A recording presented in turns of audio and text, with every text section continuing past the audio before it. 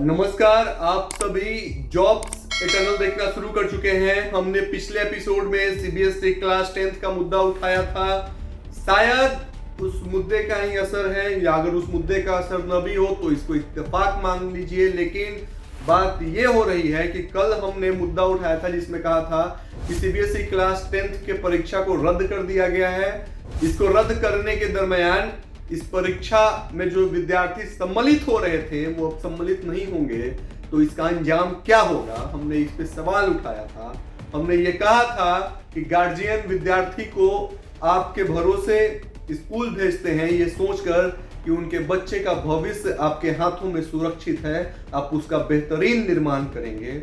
हमने सीबीएसई के कार्यकारिणी पे सवाल खड़ा किया था, ये पूछा था कि पिछले 1 साल से पेंडेमिक का दौर चल रहा है। सीबीएसई इतनी बड़ी गवर्निंग बॉडी है, संस्था है, जिसके इतने सारे स्टाफ काम करते हैं, कार्यरत हैं, जिसके इतने सारे स्कूल्स हैं। जब पता था कि कोरोना का माहौल ठीक होने वाला नहीं है तो क्यों नहीं अल्टरनेटिव तैयारी किया गया कि एग्जाम को किस तरीके से लिया जाए, कंडक्ट करवाया जाए या उनका मूल्यांकन कैसे किया जाए ताकि उनको उनके हक का प्रमाण पत्र हम उन्हें दें। इतने सारे सवाल हम लोगों ने, जॉब एटर्नल की टीम ने कल के बुलेटिन में पूछा था और ये करारा तमाचा था एक तरीके से सीबीएसई के काम कर रहे अधिकारियों के ऊपर, जहां पे हमने कठोर शब्द का प्रयोग करते हुए कहा था कि सिस्टम में कोई काम करके संतुष्ट नहीं है। इसी का नतीजा है कि सीबीएसई आज इतना बेबस लाचार है। अब बात करते हैं इस मामले में नए मोड़ की। आज सुबह जब मैं सोकर उठा तो ऐसे ही हमने अपने एक सहयोगी को, जो पहले हमारे सहयोगी थे जब मैं आसक में था, तो हमने अपने एक सहयोगी को फोन मिलाया उनसे बातचीत करने के लिए, समाचार पूछने के लिए। तो जब उनसे बातचीत हो रही थी तो उन्होंने कहा, सीबीएसई का टॉपिक निकला तो हमने कहा कि ये तो गड़बड़ है, एग्जाम का जो है वो रिजल्ट रद्द कर दिया गया है, अब उसका क्या किया जा सकता है। तो उन्होंने जो बताया और उसके ठीक 2 घंटे के बाद आज तक ने अपने फेसबुक पेज पे इस न्यूज को पोस्ट कर दिया, फ्लैश कर दिया। क्या था इसमें, ये आप लोगों के लिए जानना और समझना बेशक जरूरी है।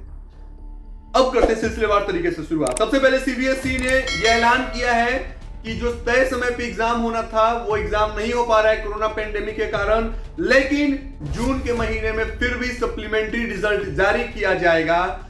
अब सवाल ये उठता है कि जब उस रिजल्ट को डिक्लेयर किया जाएगा तो किस पैमाने, किस पैरामीटर पे उसे डिक्लेयर किया जाएगा। तो सीबीएसई ने ये गाइडलाइंस जारी कर दिया है कि 20% आपका इंटरनल असेसमेंट का मार्क्स है, बाकी 80% का जो मार्किंग होगा आपने पिछले 1 साल में किस तरीके से अपने सेमेस्टर एग्जाम में आपकी परफॉर्मेंस रही है, उसके हिसाब से आपके रिजल्ट को जारी किया जाएगा। पोर्टल जो है वो आज और कल से खुलने वाला है। जितने भी टीचर हैं वो अपने अपने क्लास के स्टूडेंट्स के रिजल्ट को अपलोड कर सकते हैं cbse.nic.in पर। 15 जून के बाद रिजल्ट डिस्प्ले हो सकता है, आप जाकर देख सकते हैं। साथ ही साथ सीबीएसई ने यह भी कहा है कि जो भी विद्यार्थी अपने परीक्षा के परिणाम से संतुष्ट नहीं है वो सवाल कर सकते हैं, बाद में वो जब सब कुछ ठीक हो जाए तो अपना एग्जाम दे सकते हैं।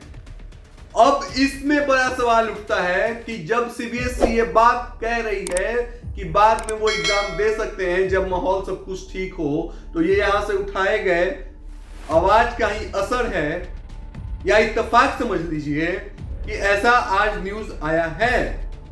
अब जब तब ऐसे में सबसे ज्यादा प्रभावित मेधावी विद्यार्थी होंगे। जब हमने पूछा था कल के एपिसोड में कि 10th पास करने के बाद किस पैरामीटर पे स्टूडेंट्स जो हैं वो कॉमर्स, साइंस और बायो के सेक्टर में जाकर के एडमिशन लेंगे, दाखिला लेंगे, किस पैरामीटर पे उनके रिजल्ट को आउट किया जाएगा, तमाम से सवाल थे।